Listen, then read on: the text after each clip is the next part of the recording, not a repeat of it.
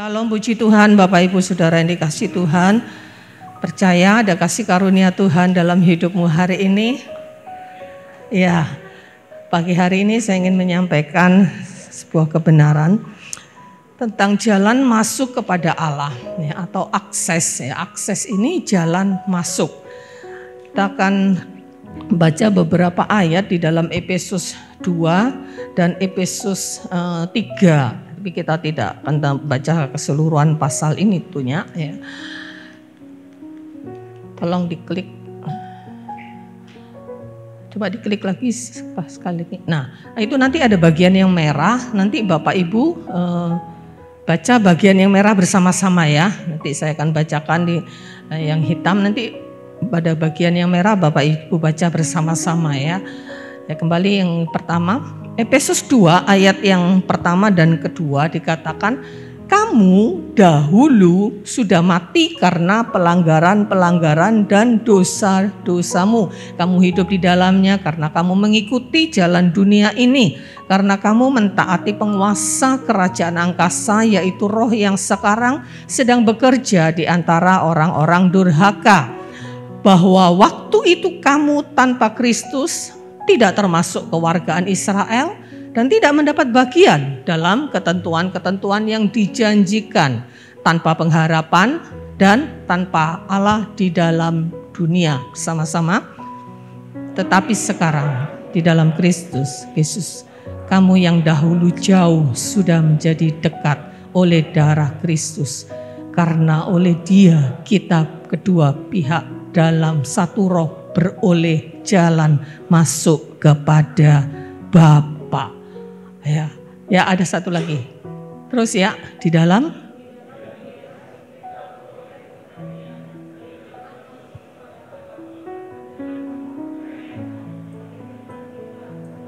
Amin. Ya ada beberapa kali dituliskan di situ ada jalan masuk.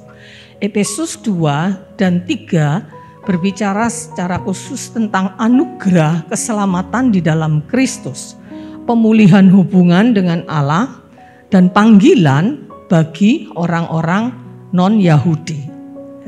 Nah, ayat yang kita baca di awal tadi yang saya bacakan di pasal 2 ayat 1 dan 2, kemudian di pasal 2 ayat 2 dan ayat yang ke-13 ya. Di situ kita melihat ya, diklik, jalan itu tertutup ya. Akses kepada Bapa, kita tuh tidak punya akses kepada Bapa, tertutup ya, karena dosa. Dalam Kejadian 3 ayat 23 dan 24, ketika Adam dan Hawa jatuh ke dalam dosa, mereka harus terusir dari hadapan Allah. Tidak boleh lagi ada di Taman Eden ya. Bahkan Tuhan menempatkan kerub atau malaikat gitu ya, dengan membawa pedang yang bernyala-nyala ya, untuk menjaga taman itu. Mereka tidak bisa masuk. Mereka tidak punya akses lagi kepada Allah seperti sebelumnya, di mana mereka ada di dalam Taman Eden dan Tuhan bisa atau mereka punya akses yang begitu luas kepada Bapa. Ya. Mereka bisa bercengkrama mungkin ya. Nah, tapi ketika dosa mereka harus terusir. Nah, di dalam pasal Efesus 2 ayat 1 dan sampai yang ketiga itu dituliskan bahwa kita mati ya, karena pelanggaran dan dosa. Mati secara roh, mati secara rohani ya. Kita hidup di dalam dosa, mengikuti jalan dunia. Tidak ada akses kepada jalan kepada Bapa. Taat kepada penguasa kerajaan angkasa, orang-orang yang harus dimurkai tanpa Kristus. Ini sejak kejatuhan manusia di dalam dosa. Ya. Namun akses kepada Allah pada saat itu tidak tertutup total gitu ya. Karena memang Tuhan itu menciptakan manusia ya, itu tidak lepas, tidak dilepas begitu saja ketika Tuhan selesai menciptakan manusia. Allah itu menjadikan manusia menjadi teman sekutunya, menjadi sarana Allah melimpahkan kasih setianya, Allah menggenapi rencana-rencananya, itu manusia. Malaikat hanya diciptakan sebagai pembantu atau pesuruhnya Tuhan. tapi manusia diciptakan segambar dan serupa dengan Allah. Kita harus pahami ini benar-benar dalam hati kita, bahwa kita ini segambar dan serupa dengan Allah. Tapi karena dosa, semuanya menjadi rusak. Akses tertutup tadi kan.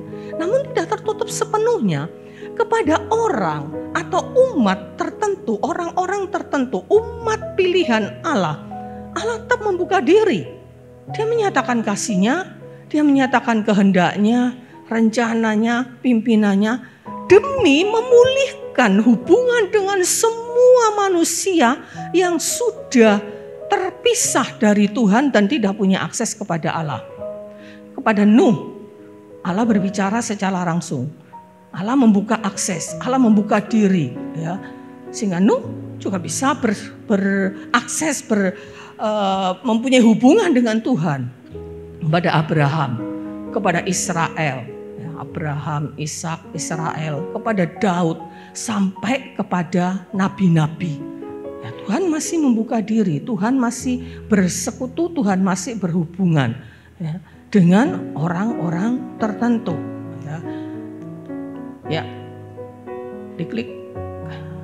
Nah, dan kemudian Allah membuka jalan. Ya, kalau kepada orang-orang tertentu tadi, ya, jalan itu bisa kalau karena Allah membuka diri, ya, karena Allah yang berinisiatif, Allah yang bekerja, Allah yang melakukannya. Ya. Kemudian Allah membuka jalan yang lebih luas dengan mengorbankan Kristus. Ibrani 9 ya, ayat yang ke-11 ya, 11 dan 12 saja ya, Ibrani 9 ayat 11 12. Tetapi Kristus telah datang sebagai imam besar untuk hal-hal yang baik yang akan datang. Ia telah melintasi kemah yang lebih besar dan yang lebih sempurna, yang bukan dibuat oleh tangan manusia, artinya yang tidak termasuk ciptaan ini. Dan ia telah masuk satu kali untuk selama-lamanya ke dalam tempat kudus, bukan dengan membawa darah domba jantan dan darah anak lembu, tetapi dengan membawa darahnya sendiri. Dengan itu ia telah mendapatkan kelepasan yang kekal. Dengan korban Kristus, ya, sepertinya jalan itu yang tadi ketika Adam itu jatuh dalam dosa, akses itu terputus, jalan itu terbuka. Rancangan Allah pada manusia, ya, bahwa Tuhan itu mengkhususkan imam-imam gitu ya, untuk melayani Tuhan, untuk menjadi sarana penghubung antara manusia dengan Allah.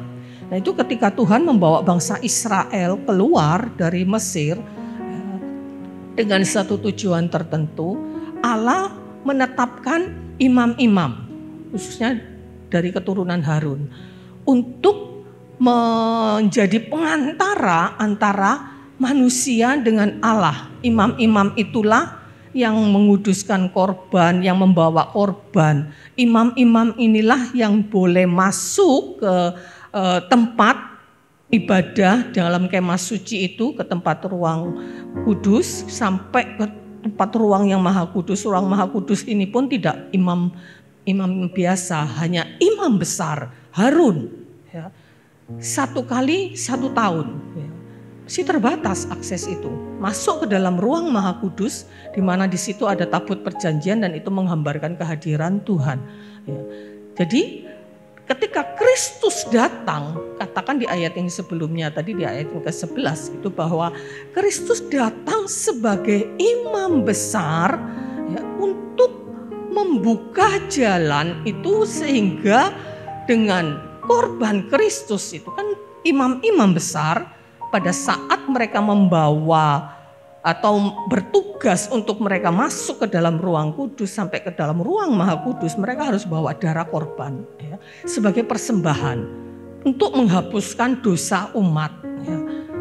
Ketika umat itu berdosa kan mereka harus bawa korban, ya. Dan darahnya itu dibawa masuk ke ruang kudus untuk setahun sekali untuk menghapuskan dosa umat, ya.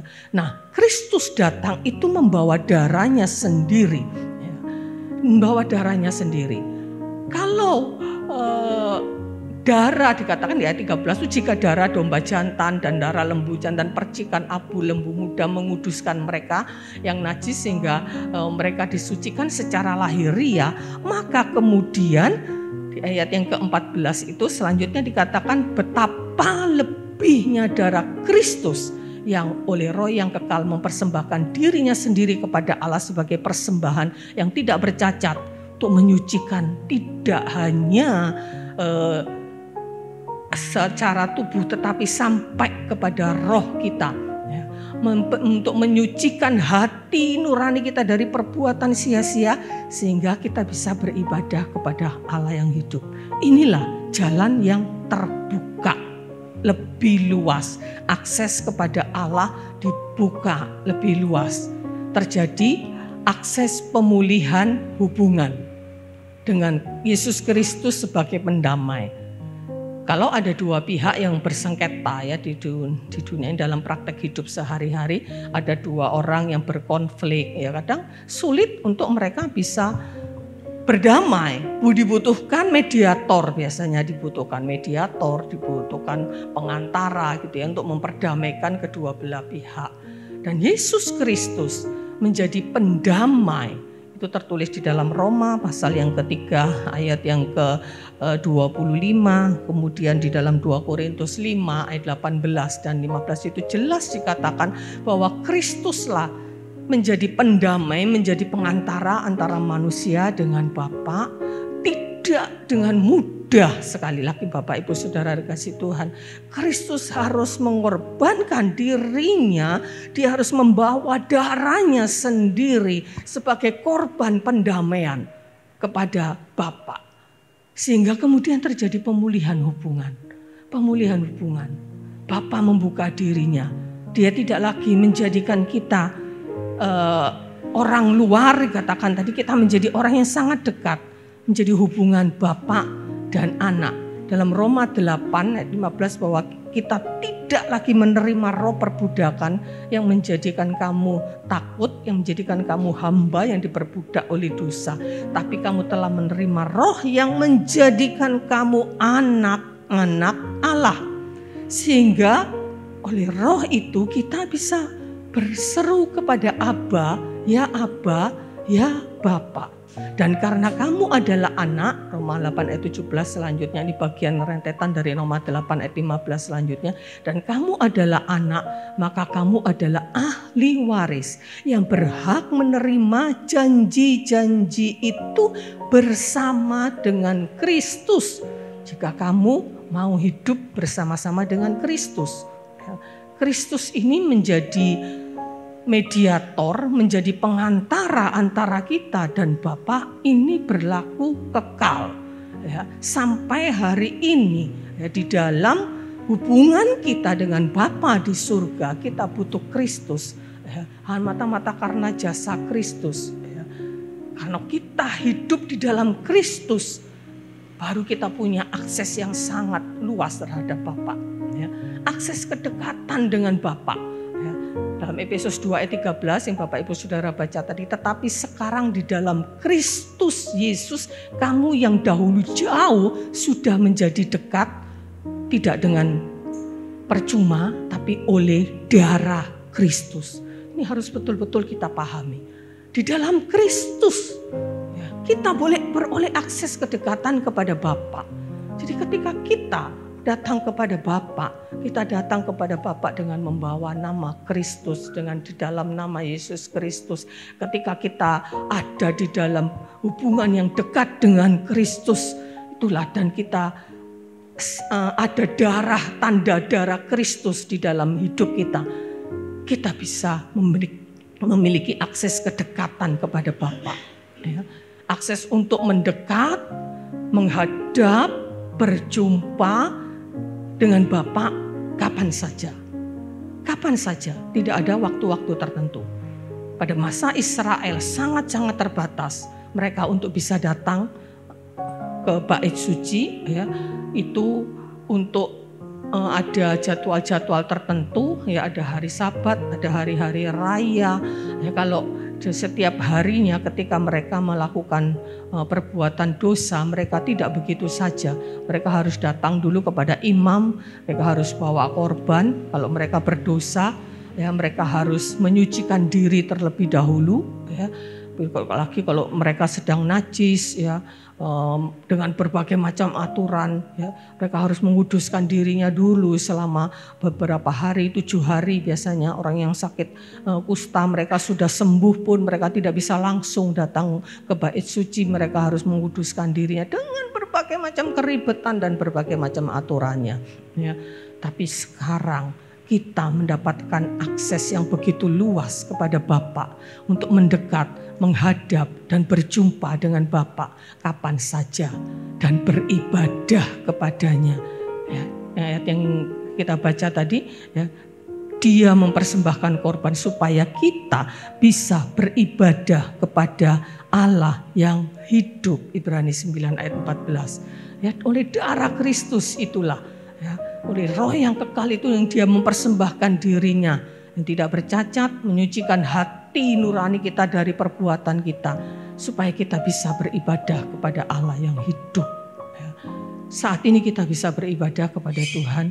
Bapak Ibu bisa berdoa di rumah ketika Bapak Ibu sedang butuh Tuhan, ya.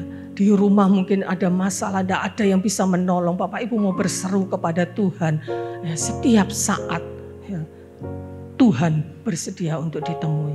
Karena Tuhan sudah melihat, ya, ada darah Kristus yang sudah menyucikan hati nurani kita, yang sudah menjadikan kita bukan lagi hamba tetapi anak, yang kita punya akses yang sangat terbuka kepada Bapa. Ada akses kedekatan, ada akses komunikasi, di mana kita bisa berseru kepada Bapa, ya, di dalam hubungan kita dengan Bapa.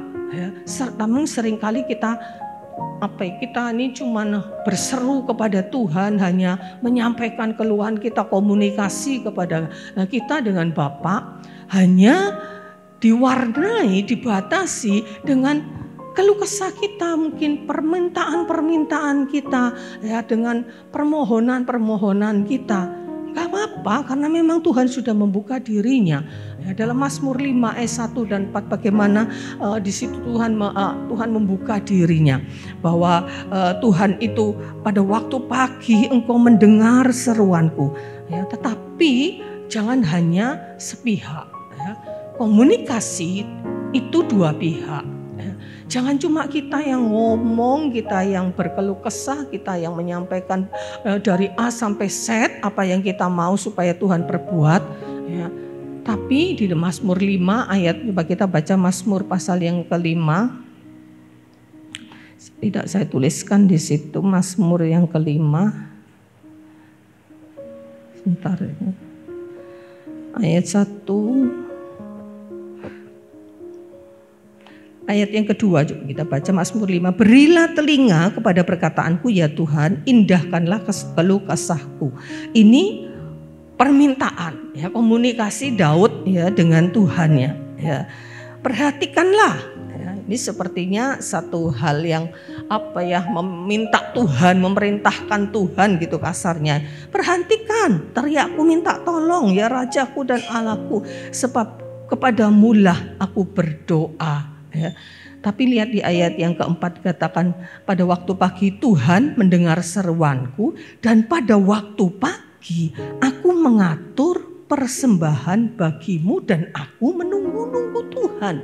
Ya, menunggu-nunggu Tuhan. Jadi bagaimana Daud ini memberikan satu pengalamannya, kesaksiannya, bagaimana dia berkomunikasi dengan Bapa. Dia mohon memang, Bapa berilah telinga, ya, kepada seruanku, dengarlah keluh kesahku, ya.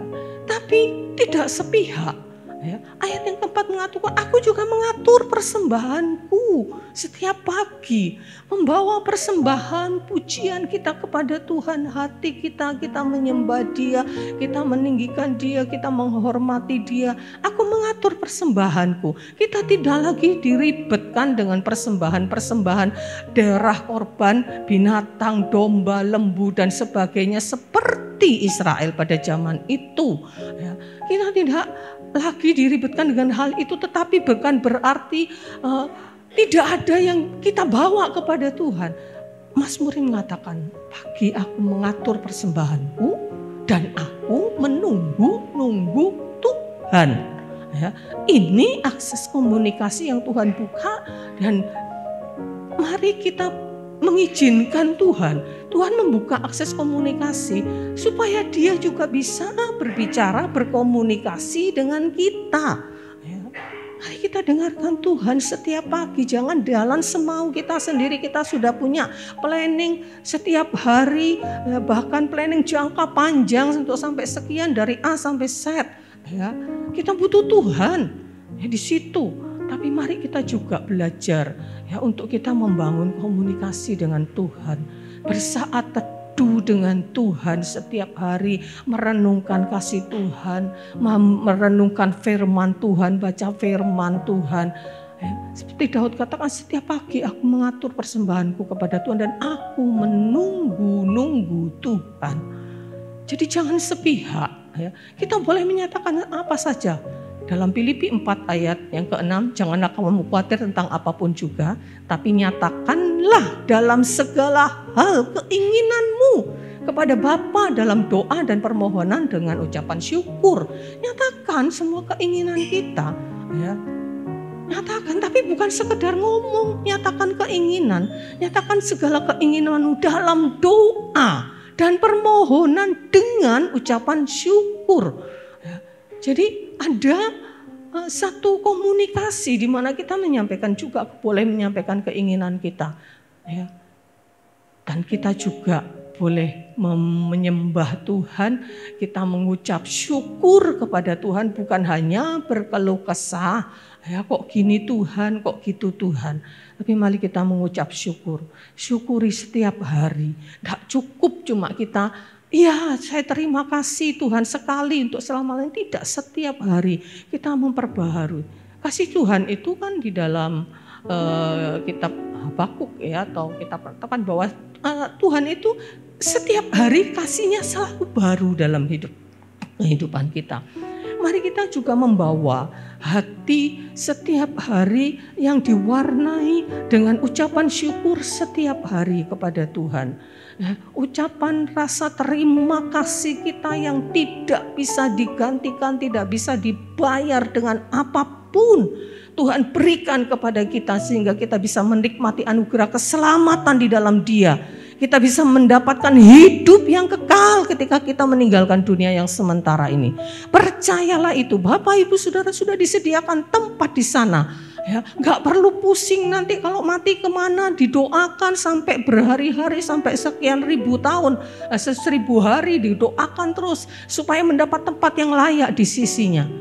Ketika hidup kita sungguh-sungguh menerima Kristus dalam hidupmu, kau sudah punya tempat di sana. Ya. Kau akan dipanggil untuk kembali kepada Dia. Ya. Itu yang perlu kita syukuri setiap hari, dan kita tidak tahu ya, kapan Tuhan panggil kita, tetapi itu tidak menjadi masalah. Ya, karena Kristus sudah menyediakan dirinya, membuka akses selebar-lebarnya. Bukan hanya semalama kita di dunia, sampai di kekekalan. Ya, kita mendapatkan rumah di sana. Aku pergi untuk menyediakan tempat bagimu di rumah Bapakmu, ada banyak tempat tinggal. Tuhan menyediakan tempat untuk siapa? Untuk anak-anaknya, orang pilihannya, untuk kita semua. Dia ada akses komunikasi ini, perhatikan bahwa Tuhan juga rindu ya untuk berkomunikasi dengan kita, menyatakan kehendaknya. Ya. Kenapa Tuhan masih izinkan kita hidup di dunia ini, padahal dunia ini kan cuma sementara. Rancangan Allah itu adalah rancangan kekekalan nanti di surga yang kekal selama-lamanya itu loh. Tapi Tuhan masih izinkan kita hidup dalam dunia karena Dia punya rancangan, karena Dia punya kehendak, ya, karena Dia punya tujuan-tujuan atas hidup kita pribadi lepas pribadi. Dari mana kita tahu kalau kita tidak pernah menunggu Tuhan untuk menyatakan kehendaknya? Kita sibuk dengan rencana kita sibuk dengan pekerjaan kita, tanpa kita peduli dengan rancangan Tuhan yang begitu luar biasa dalam hidup kita. Dia tidak sekedar hidup di dalam dunia ini, tidak ya.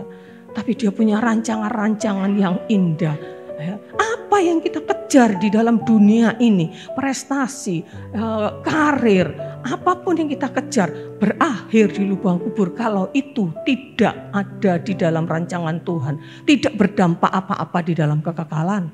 Tidak berdampak apa-apa. Padahal di kekekalan nanti kita memang mendapatkan tempat di sana, mendapatkan akses kepada Bapa di sana, tapi ada perhitungannya. Ya, Tuhan akan menghakimi kita sesuai dengan perbuatan kita. Kita tidak akan dihakimi untuk dibuang ke dalam penghukuman karena Yesus sudah menggantikan penghukuman itu. Tapi ada tanggung jawab yang Tuhan ingin kita bertanggung jawab dengan apa yang Tuhan percayakan kepada kita selama kita di bumi. Ya, apapun itu, potensi, ya, materi, kesempatan. Ya, di mana kita bisa melakukan itu untuk kemuliaan Tuhan dan kita lakukan, ada perhitungan, ada pahala, ada upah, dan ada yang tidak mendapatkan pahala, ada yang tidak mendapatkan upah. Jangan pikir, wah yang penting masuk surga. Ya, nanti pada saatnya ketika kita berjumpa dengan Tuhan, akan ada orang-orang yang malu berhadapan dengan Tuhan. Ya, ada orang-orang yang menyesal kenapa tidak melakukan sesuatu untuk Tuhan.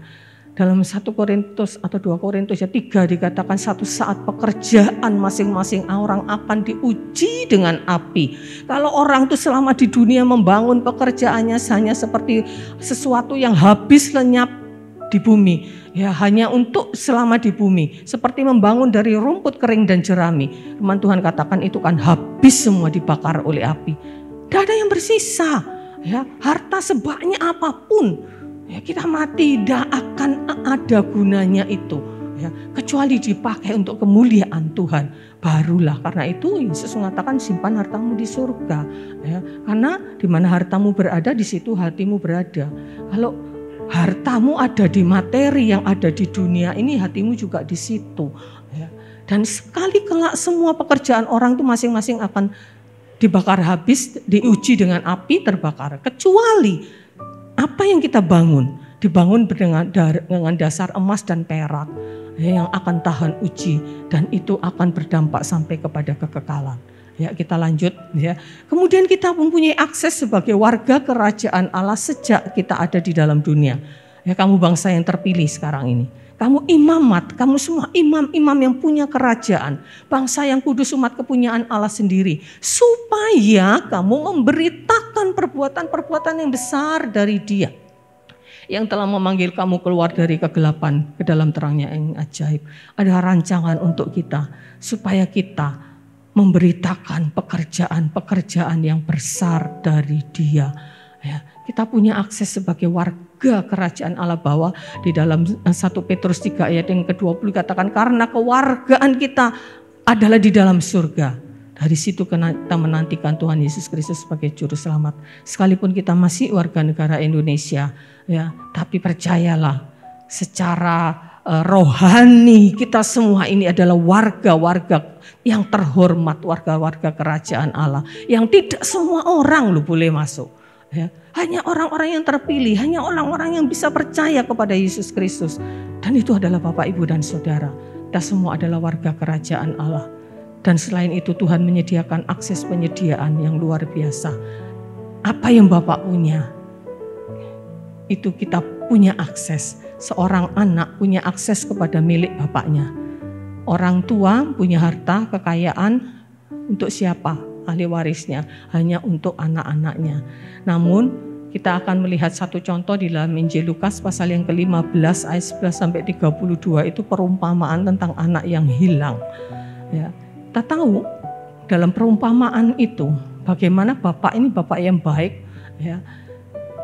Anak punya akses, ya. Karena itu di dalam Lukas 15 itu, ya, Yesus dalam perumpamaan itu bapak itu mengatakan, apa yang ada padaku itu punyamu, ya, kamu punya akses, ya, tidak hanya untuk komunikasi, ya, tidak hanya untuk dekat, tapi kamu punya akses penyediaan dari Bapa, ya.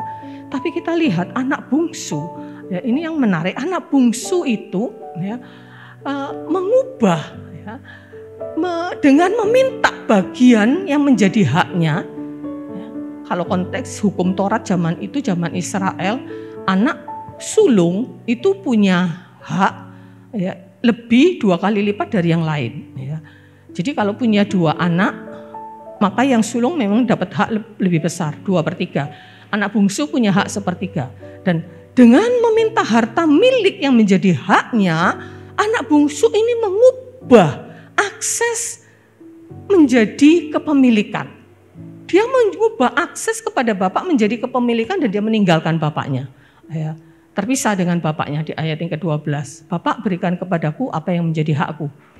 Dan kita tahu semua kisahnya bagaimana kemudian semua hartanya habis, ya, tidak punya apa-apa lagi. Dan sesungguhnya secara hukum dia tidak punya akses lagi kepada kepemilikannya karena dia sudah ambil semuanya. Dia sudah mengubah akses menjadi kepemilikan. Ya. Dan dia akses kepada bapak sebetulnya sudah tertutup. Ya, dia sudah minta semuanya, dia keluar dari rumah bapaknya, ya, dia menutup akses itu sendiri dan tertutup. Bapaknya enggak salah ya, kalau tidak menerima dia kembali dan haknya sudah diberikan semuanya. Dia mengubah, ya, anak bungsu ini mengubah akses menjadi kepemilikan. Ya, ini bedanya akses dengan kepemilikan yang perlu kita perhatikan. Ya. Nah, ya, tolong diklik. Nah, semata-mata karena kasih bapak yang besar, bapak itu membuka dirinya kembali. Akses kepada anak dibuka kembali. Bahkan bapak itu menyambut ketika anaknya itu datang. Ini semata-mata karena kemurahan bapak. Ya. Berbeda dengan anak yang sulung. Ya, kita lihat untuk anak yang sulung. Ya. Anak yang sulung ini, ya, dia punya akses kepada bapak. Tetapi dia tidak paham itu dan dia tidak memanfaatkan itu. Karena itu ketika anak bungsu itu datang kan kisahnya, dia marah. Bapaknya bikin pesta. Ya, diberikan jubah, ya, kemudian diadakan pesta, potong domba, potong lembu. Anak sulungnya ini marah. Ya, aku bertahun-tahun bekerja sebagai mengerjakan sebagai, dia memposisikan dirinya sebagai hamba. Ya, yang tentunya hamba tidak punya akses. Bapak tidak pernah memberikan kepadaku seekor anak domba pun untuk aku bersenang-senang dengan teman-temanku. Loh, kata bapaknya, bukankah apa yang aku punya ini kamu punya? Ya, kamu punya akses di situ, tapi anak sulung ini tidak memahami akses kepada bapaknya dan dia tidak memanfaatkannya. Ya, ini dua-dua ini salah. Ya. Nah, akses kepada bapak, ya, itu terbuka sampai kepada kepemilikan. Ya. Nah, ketika anak bungsu ini sadar bahwa dia tidak layak lagi sebagai anak karena dia sudah memutus akses hubungan antara anak dan bapak, dia sadar itu. Dia hanya datang untuk menghambakan diri. Dia mikir hamba-hamba bapakku aja enggak sampai kesulitan makan seperti aku. Yang mau makan makanannya babi saja enggak bisa. Ya, makanan yang tidak layak itu saja enggak bisa. Aku akan kembali kepada bapak. Ya, aku tidak lagi layak disebut anak. Ya, aku mau jadi hamba saja. Ya, tapi bapak bagaimana menggambarkan kasih bapak yang di surga. Ya, dia buka kembali akses itu pada anak. Dia kenakan jubah, dia kenakan cincin sebagai pemulihan akses hubungan dengan bapaknya. Jadi Bapak Ibu Saudara yang dikasihi Tuhan, kita itu bapak, memiliki bapak yang pemilik penguasa alam semesta. Sebagai anak kita punya akses yang sangat terbuka, luas. Ya. Namun kita tidak bisa memaksakan, ya, karena kita harus pahami juga dia bapak. Ya, tapi dia itu Allah yang berdaulat. Ya. Kita tidak bisa, sekalipun kita punya akses kepada Bapa, ya, kita harus jangan lupa pahami bahwa dia adalah penguasa, punya kedaulatan yang mutlak. Ya. Yang kita tidak bisa seenaknya minta ini harus Tuhan penuhi, keinginan ini harus Tuhan penuhi, karena Tuhan tahu, ya, keinginan itu melahirkan dosa. Ya, di ibadah doa kemarin Chris menyampaikan bahwa seringkali kita dicobai dengan keinginan kita sendiri. Ya, Tuhan tidak akan penuhi semua keinginan kita.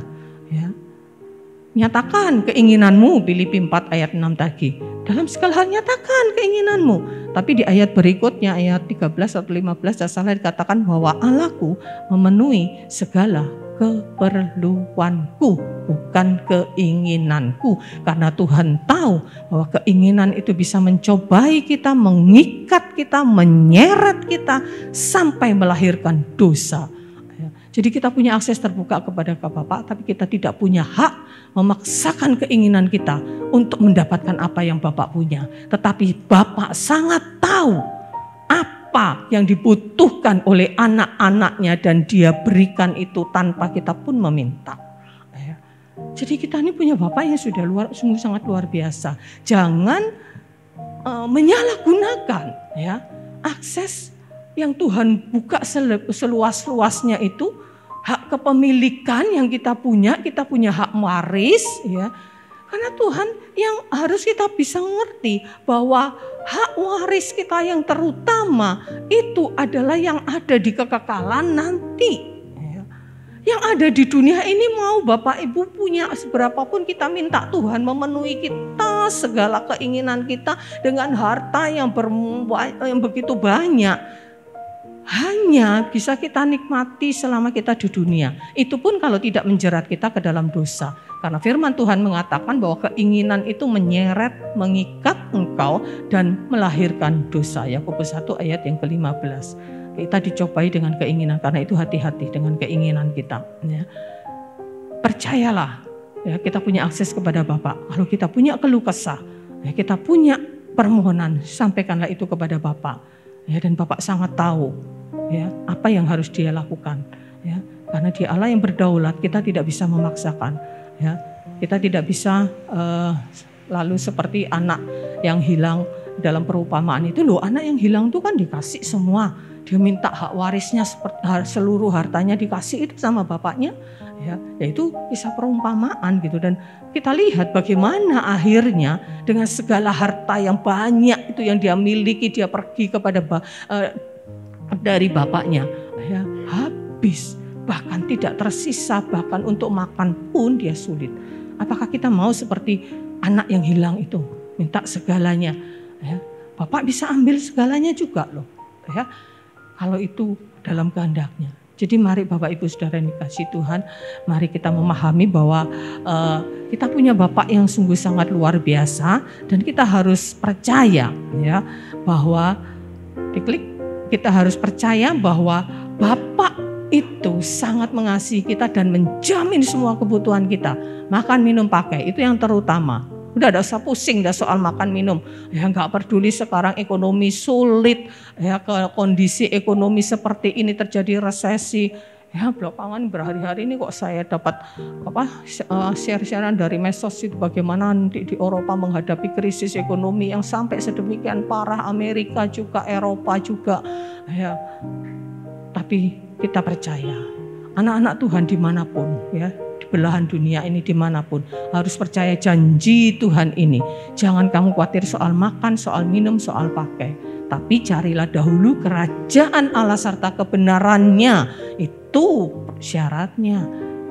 Ada syarat ya untuk kita bisa mendapatkan akses kepemilikan dari Bapa itu, pemeliharaan dari Bapa. Ada syaratnya ya. Jangan seperti anak bungsu ya yang mengubah akses menjadi kepemilikan minta semuanya. Ya, ada syaratnya Tuhan kasih. Jangan carilah dahulu kerajaan Allah serta kebenarannya. Semuanya akan ditambahkan kepadamu. Kita nggak pernah cari kerajaan Tuhan. Ya, kita hanya padahal kita warga kerajaan Allah, tapi kita tidak hidup sebagai warga kerajaan Allah. Ya, kita hidup seperti tidak ada bedanya dengan manusia duniawi. Ya, lalu kita minta Tuhan memenuhi segala keinginan kita. Tidak. Ya, apa yang manusia tidak bisa lakukan, tidak bisa dapatkan keselamatan, Tuhan kasih secara cuma-cuma. Ya. Tapi berkat-berkat Tuhan, pahala, upah itu bersyarat. Bersyarat, cari dulu kerajaan Allah, semuanya akan ditambahkan kepadamu. Kamu harus bangun pekerjaanmu, rumah tanggamu, keluargamu, apapun. Semuanya itu dari emas dan perak. Supaya kalau satu saat diuji, itu enggak akan hilang daripadamu dan berdampak sampai kepada kekekalan. kita bisa berdampak sampai kekekalan dengan pekerjaan kita, ya, dengan keluarga kita, dengan apa yang kita kegiatan-kegiatan yang kita lakukan. Jadi jangan rugi, ya, kita bekerja setengah mati di dunia ini, ya. Kita nggak tahu kan, kalau sewaktu-waktu Tuhan panggil kita, ya nggak ada yang bisa memprediksi, ya, syaratnya mati, ya, bukan tua, bukan sakit juga, segar bukan juga bisa dipanggil Tuhan, besok juga bisa, ya, tak terbatas usia. Ya, tidak harus 60 tahun, 70 tahun, 80 tahun, yang 20 tahun, 30 tahun kapanpun bisa. Lalu apa yang kita miliki kalau itu tidak berdampak kekekalan? Sia-sia, ya, sia-sia. Mau buat apapun itu, waktu kita mati dikasih peti yang sekian ratus juta mungkin, tidak ada gunanya. Ya, kecuali kita menyimpan harta kita di surga, dan itu nanti berdampak sampai pada kekekalan. Karena itu mari, ya, kita punya akses kepada Bapa, manfaatkan akses itu. Jangan terobsesi dengan kepemilikan, ya. Tapi kita punya akses kepada Bapa, apa yang kita butuh ada pasti, ya. Akses lebih berharga daripada kepemilikan. Jadi Bapak Ibu Saudara yang kasih Tuhan, mari kita pahami itu, dan tetap ada penghalang dosa. Tuhan sudah mengampuni semua dosa kita memang. Ya, Kristus telah mati dan menebus kita dari perhambaan dosa. Tapi ingat, kita masih bisa berbuat dosa karena kita masih hidup di dalam daging. Ya, karena itu Roma menasehatkan, jangan menyerahkan anggota-anggota tubuhmu kepada dosa. Ya, karena kamu tidak lagi dikuasai oleh dosa. Diklik, tolong perhatikan. Ya. Kristus telah menebus kita dari perhambaan dosa, namun kita masih bisa berbuat dosa karena masih hidup dalam daging. Dan dosa yang kita lakukan bisa ada potensi untuk menjauhkan hubungan kita dengan Bapa. Bukan Tuhan yang menutup akses. Ketika kita bisa berdosa, ada rasa, aduh, saya sudah berbuat dosa. Rasanya dari kita sendiri juga mungkin rasanya segan gitu, mau datang kepada Tuhan, mau berdoa, mau ibadah, habis berbuat dosa. Ya.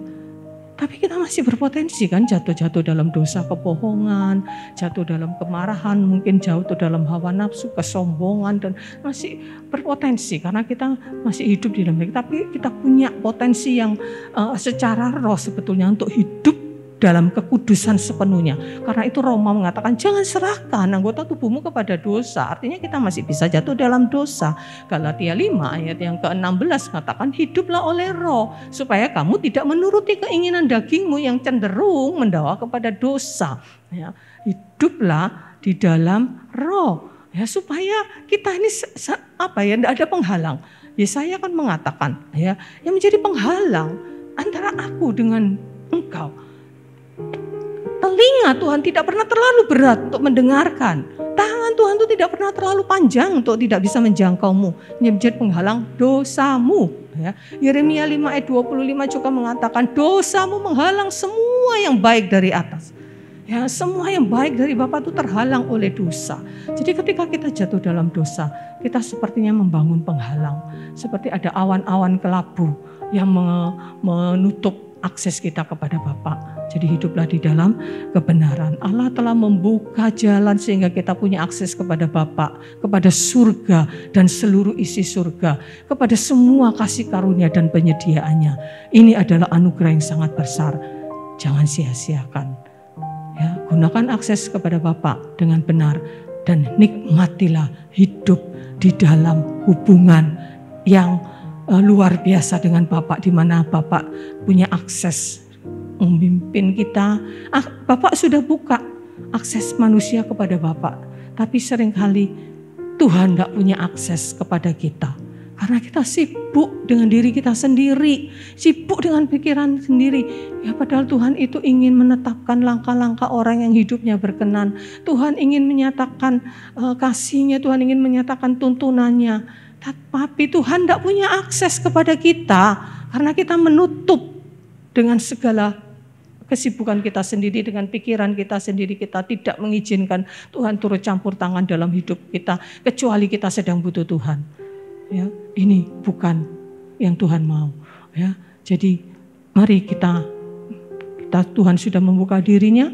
Ya, mari kita juga mengizinkan ya Tuhan untuk memiliki akses yang total kepada kita. Izinkan, serahkan dirimu untuk Tuhan memiliki jalan ya untuk mengubah kita, untuk membentuk kita, untuk menasehati kita, untuk menegur kita, untuk menyatakan apa kehendaknya dalam kehidupan kita. Ya, jangan cuma sepihak kita minta kepada Tuhan, hanya sepihak kita kepada Tuhan, ya, tapi Tuhan ingin, karena itulah sebetulnya inti dari kekristenan. Inti kekristenan itu bukan usaha manusia mencari Allah. Itu bedanya dengan agama-agama yang lain, yang Tuhannya menjadi begitu jauh. Tapi kekristenan itu sesungguhnya Allah yang bekerja, bukan kita yang bekerja dalam segala hal. Karena itu jangan coba kita bekerja dengan sekuat tenaga kita, ya kita mengabaikan Dia. Izinkan Allah turut bekerja bersama-sama dengan kita, ya.